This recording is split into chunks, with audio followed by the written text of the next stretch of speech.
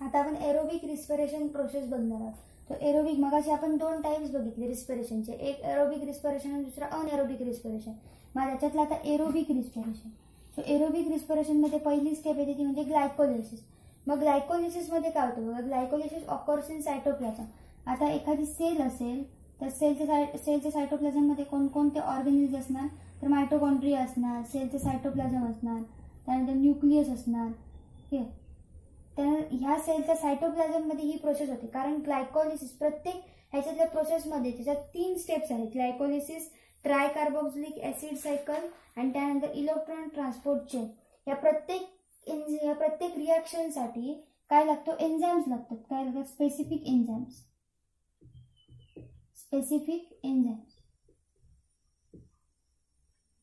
So the enzymes कुठे present असतात, हे glycolysis. For the glycolysis specific enzymes are required. These enzymes are present in the cytoplasm. हे कुठे असतात enzyme present, cytoplasm मध्ये असतात, सेल सायटोप्लाझम मध्ये. So glycolysis reaction is occur in the cytoplasm. त्यानंतर याच्यामध्ये काय होतं की इथे फॉर एक्झाम्पल ग्लुकोज दिले, कोणतेही कार्बोहायड्रेट्स असू शकतं. मग ग्लुकोजचं कन्व्हर्जन कशामध्ये होतं, पहिलं पायरुविक ऍसिड मध्ये होतं. Pyruvic acid plus ATP plus NADPH plus water.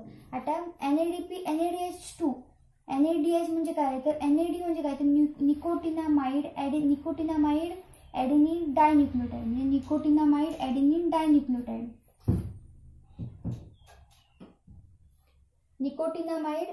Dinucleotide. हे झालं NAD.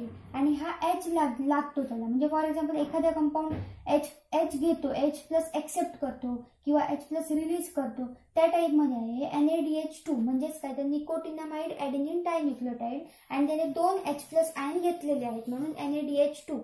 So glucose is oxidise into pyruvic acid, ATP, NADH2 आणि वॉटर. या कंपाऊंड मध्ये त्याचं झालं ऑक्सिडेशन.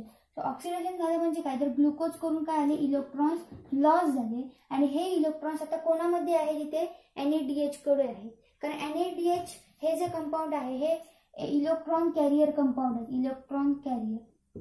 कारण आपल्याला काय करायचं, रिस्पिरेशन करायचं आहे, कंपाऊंडला काय करायचं, ऑक्सिडाइज करायचं आहे. आपण डेफिनेशन मध्ये बघितलं की food stuff are oxidize into the oxidize. Food stuff काय केले जातात, ऑक्सिडाइज केले जातात with or without the use of oxygen. So हे एरोबिक आहे म्हणजे इथे ऑक्सिजन असणार आहे कुठेतरी, तो पुढे येणार ऑक्सिजन. त्यामुळे इथे ऑक्सिडाइज करण्यासाठी ऑक्सिडाइज होतं. ऑक्सिडेशन म्हणजे प्रोसेस काय असते नेहमी, oxidation is a loss of electron. त्यामुळे इथले ग्लुकोज मधले इलेक्ट्रॉन जे लॉस झाले ते आता कोणी घेतले, ते NADH ने घेतले. Because NADH is a electron carrier. हा इलेक्ट्रॉन कॅरियर आहे, ह्याच्याकडे ॲबिलिटी आहे फक्त इलेक्ट्रॉन कॅरी करण्याची. कारण इलेक्ट्रॉन कॅरी करण्यासाठी खूप जास्त एनर्जीची गरज आहे. इलेक्ट्रॉन काय सहजासहजी घेतला जाऊ शकत नाही, कोणताही कंपाऊंड इलेक्ट्रॉन कॅरी करू शकत नाही. So only the electron carriers can carry the electron. म्हणून NADH ने ग्लुकोज मधले इलेक्ट्रॉन घेतल्यात, पायरुविक ऍसिड तयार झाले, ATP तयार झाले आणि वॉटर तयार झालं. इथे बघा पहिला एनर्जी करन्सी तयार झाला ATP is an energy currency. त्यानंतर मग हे पायरुविक ऍसिड आहे. Pyruvic acid again converted into acetyl coenzyme A. हे पण एक कंपाऊंड आहे ऍसिटिल कोएन्झाइम A. याचं नाव थोडं वेगळं आहे. कोएन्झाइम म्हणजे याच्यामध्ये वेगवेगळे ग्रुप्स प्रेझेंट असतात ह्या एन्झाइम मध्ये, म्हणून त्याला कोएन्झाइम म्हटलं जातं. So acetyl coenzyme A is again form during the glycolysis process from the pyruvic acid. मग ह्या प्रोसेसमध्ये सुद्धा काय होतं बघा, 2 CO2 2 कार्बन डायऑक्साईड बाहेर पडतात आणि 2 NADH2 बाहेर पडतात. म्हणजे अगेन ह्याने जे इलेक्ट्रॉन्स लॉस केले ते स्टेप बाय स्टेप ऑक्सिडेशनच होतं या प्रोसेसमध्ये सुद्धा. सो पायरुविक ऍसिडने जे इलेक्ट्रॉन्स लॉस केले ते इलेक्ट्रॉन आता 2 NADH ने एक्सेप्ट केले. So this is about the glycolysis. Glycolysis occurs in cytoplasm. Glucose is first converted into pyruvic acid, ATP, NADH2 and water, and pyruvic acid is again converted into acetyl coenzyme A.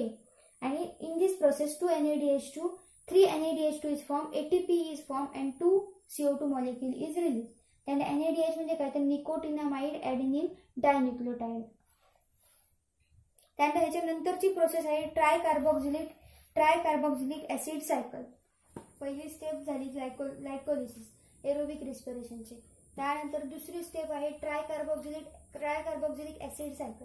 तर ट्रायकार्बोक्सिलिक acid cycle कुठे होते, मायटोकॉन्ड्रियामध्ये होते. ती glycolysis कुठे होत होते process, cytoplasm मध्ये. त्यानंतर मग नेक्स्ट स्टेप जी आहे ग्लायकोलिसिस नंतरची ती म्हणजे tricarboxylic acid cycle which is occurs in the mitochondria. Because enzymes which are essential for tricarboxylic acid are present in the mitochondria. म्हणजे ट्रायकार्बोक्सिलिक ऍसिड सायकल मध्ये जी एन्झाइम्स इन्व्हॉल्व आहेत, खूप सारी एन्झाइम्स आहेत इन्व्हॉल्व.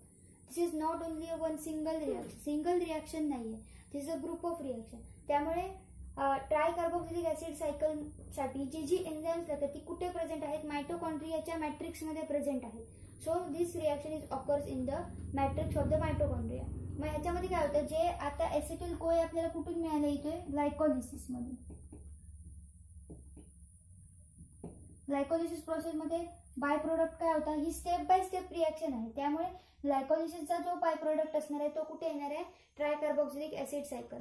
आणि ट्रायकार्बोक्सिलिक ऍसिड सायकल चे by products जे असणार आहेत ते पुढच्या रिॲक्शन मध्ये जाणार आहे.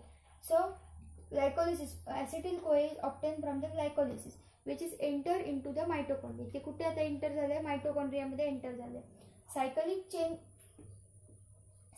Chain of reaction are called as a tricarboxylic acid cycle. Cyclic chain of reactions म्हणजे काय, तर एकदा ऍसिटिल कोए आलं की सायकलिक चेन होते. म्हणजे इकडे काही कंपाऊंड असतात, फॉर एक्झाम्पल सिट्रेट, आयसोसिट्रेट, अल्फा किटोकिटारेट, त्यानंतर सक्सिनिल कोए, असे काही कंपाऊंड असतात. हे तुम्हाला दिलेलं नाही, हे सायकलिक रिॲक्शन होत असते क्रेब सायकलमध्ये. So this is TCA cycle or also called the Kreb cycle. So TCA cycle हे असं रन होत असतं. त्याच्यामध्ये एक मॉलिक्यूल कुठेतरी ऍसिटिल कोएचा येतो. म्हणजे इथून ज्यावेळी एक कन्व्हर्जन होत असते, ऑक्झॅलोएसिटेट असते इथे कंपाऊंड. ऑक्झॅलोएसिटेटचं कन्व्हर्जन ज्यावेळी सिट्रेटमध्ये होत असतं त्यावेळी ऍसिटिल कोए ऍड होतो ह्या TCA सायकलमध्ये आणि तो पुन्हा असा पुढे पुढे रन होतो. असे इथे 7-8 कंपाऊंड आहेत वेगवेगळे जे तयार होतात. तुम्हाला एवढी डिटेल इन्फॉर्मेशन नाही आहे. म्हणून ऍसिटिल कोए is enter into the reaction channel cyclic chain of reaction. This cyclic chain of reaction is called as a tricarboxylic acid cycle. मग ह्याच्यामध्ये कोणकोणते आता कंपाऊंड तयार होतात बघा. वॉटर तयार होते, H2O, CO2 तयार होतो, NADH तयार होतो आणि FADH तयार होतो. आता H2O, CO2 आणि NADH ग्लायकोलिसिस मध्ये पण तयार होत होते, पण इथे एक नवीन तयार होतो कंपाऊंड, तो म्हणजे FADH2. So FADH2 stands for the flavin adenine dinucleotide. This is again one of the electron carrier. आता हा पण अगेन इलेक्ट्रॉन कॅरियरच आहे, ॲज लाईक NADH2 सारखा. हा पण काय करतो, इलेक्ट्रॉन कॅरियरचंच काम करतो. सो ट्रायकार्बोक्सिलिक ऍसिड मध्ये सायकलमध्ये काय आलं, ऍसिटिल कोए आला आणि ऍसिटिल कोएचं सायकलिक रिॲक्शन मध्ये एंटर झाला. This cyclic reaction is called as a tricarboxylic acid cycle. आणि ही रिॲक्शन कुठे होते, मायटोकॉन्ड्रियामध्ये होते. Because enzymes which are necessary for the TCA cycle are present only in the mitochondrial matrix.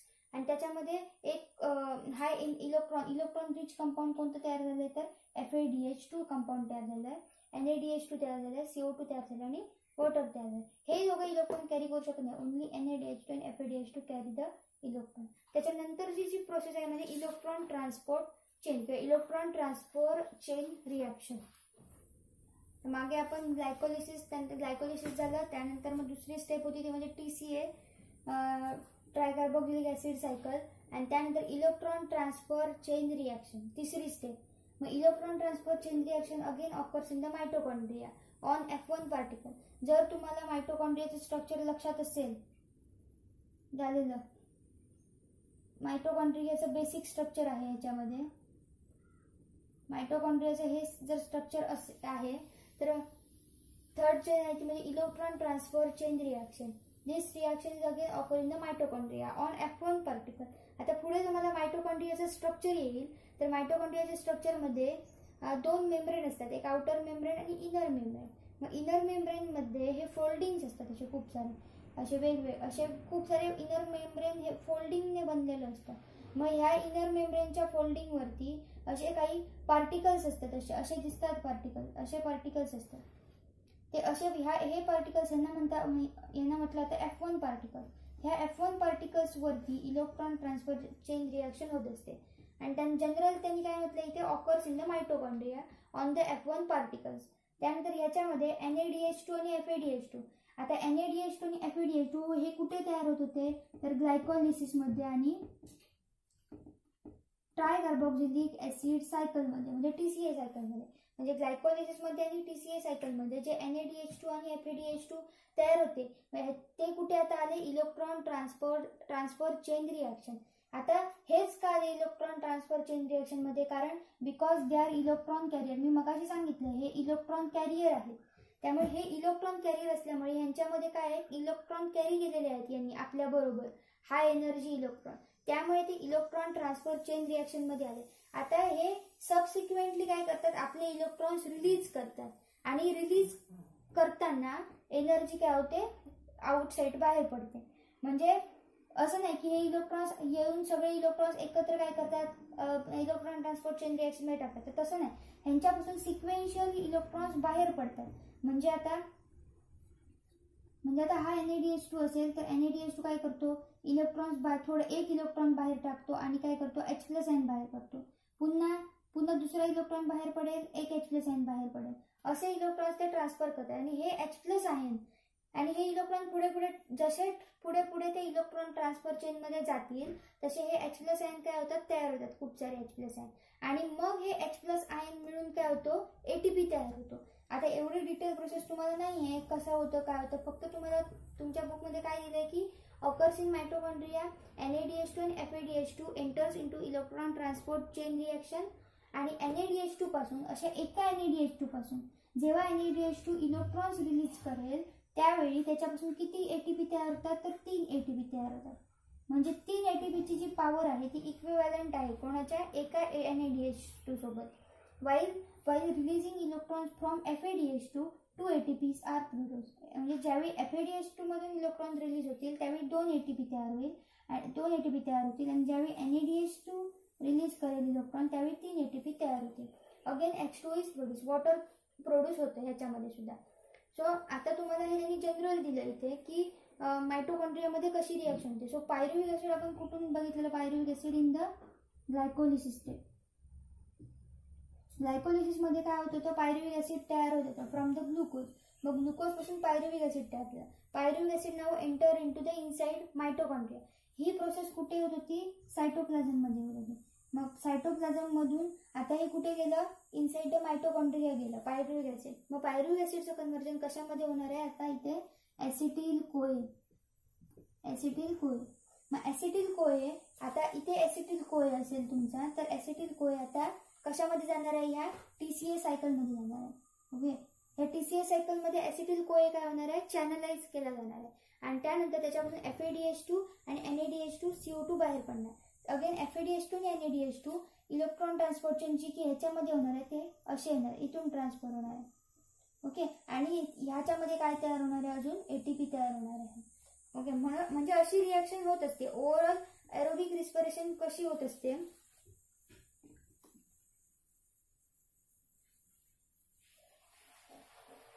Aerobic respiration मध्ये इकडून ग्लुकोजचं कन्व्हर्जन होणार आहे इथे पायरुव्हिक ऍसिड मध्ये through the process of glycolysis प्रोसेसने ग्लुकोजचं कन्व्हर्जन होणार आहे पायरुव्हिक ऍसिड मध्ये.